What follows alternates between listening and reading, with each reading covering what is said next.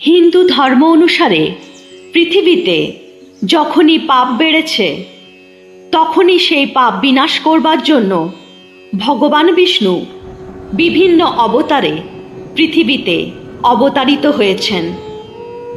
বামন অবতার, নরসিংহ অবতার, মৎস্য অবতার, রাম অবতার, কৃষ্ণ অবতার। এই অবতারগুলি এর সত্যতা বহন করে। শাস্ত্রে বিষ্ণু ভগবানের 10 অবতারের উল্লেখ পাওয়া যায়, আর এর মধ্যে বিষ্ণু ভগবানের 9টি অবতার পৃথিবীতে অবতারিত হয়ে গেছেন। কিন্তু কলিযুগে কল্কি অবতারের জন্ম এখনো বাকি আছে।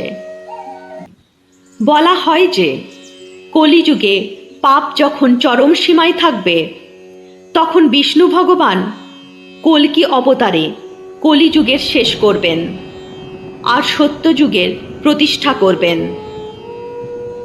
কল্কি অবতার আজও সবার জন্য একটি রহস্য। সবাই এটা জানার জন্য উৎসুক যে ভগবান বিষ্ণু তার কল্কি অবতারে কখন আসবেন, কোথায় জন্ম নেবেন, তার রূপ কেমন হবে আর তার বাহন কি হবে। এরকম অনেক প্রশ্নের জবাব আমরা শ্রীমদ্ ভাগবত গীতা, ভাগবত পুরাণ, বিষ্ণু পুরাণ ও কল্কি পুরাণ থেকে পাই। আর এই ভিডিওতে আপনারা এই প্রশ্নের সব উত্তর পাবেন। নমস্কার বন্ধুরা, বাংলা স্পিরিচুয়াল জ্ঞান চ্যানেলে আপনাদের স্বাগত। ভাগবত গীতায় শ্রীকৃষ্ণ বলেছেন, যখন যখন পৃথিবীতে অধর্ম বাড়বে তখন তখন ধর্মকে প্রতিষ্ঠা করবার জন্য তিনি অবতার নেবেন। শ্রীমদ্ ভাগবত পুরাণে লেখা আছে, কল্কি অবতারের জন্ম কলিযুগের শেষে আর সত্যযুগের সন্ধিকালে হবে। শাস্ত্রমতে ভগবান রাম আর শ্রীকৃষ্ণ অবতারও ত্রেতা যুগ আর দ্বাপর যুগের শেষেই হয়েছিল। তাই যখন কলিযুগের অন্তিম কাল কাছে আসবে তখন ভগবান কল্কি জন্ম নেবে।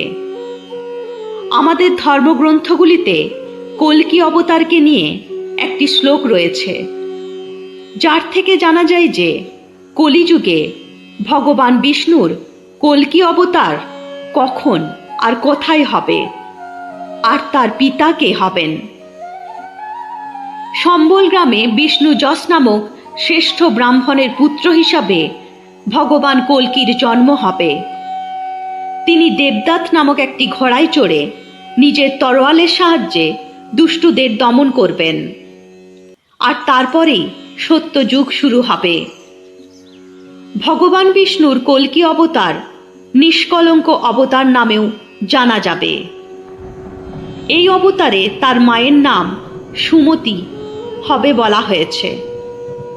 এছাড়া তার 3 জন বড় ভাইও থাকবে, যাদের নাম হবে সুমন্ত, প্রজ্ঞা আর কবি। যজ্ঞ বলক্কয় তাদের পুরোহিত আর ভগবান পরশুরাম তাদের গুরু হবেন। ভগবান কল্কির 2 জন পত্নী থাকবেন। প্রথম জন লক্ষ্মীরূপী পদ্মা আর অন্যজন হবেন বৈষ্ণবী রমা। তাদের পুত্র হবে জয়, বিজয়, মেঘমাল, বলাহক। পুরাণে বলা হয়েছে কলিযুগে ভগবান এই অবতার ধারণ করবে আর অধর্মীদের শেষ করে আবারও ধর্মকে প্রতিষ্ঠা করবে। এখন কলিযুগের প্রথম চরণই চলছে, তাই এখন এই অবতারের অবতারিত হতে অনেক সময় বাকি আছে। তাই এখন আমরা শুধু ভগবানের নাম নিয়ে তার প্রতীক্ষাই করতে পারি। বলো রাধে রাধে, জয় শ্রীকৃষ্ণ।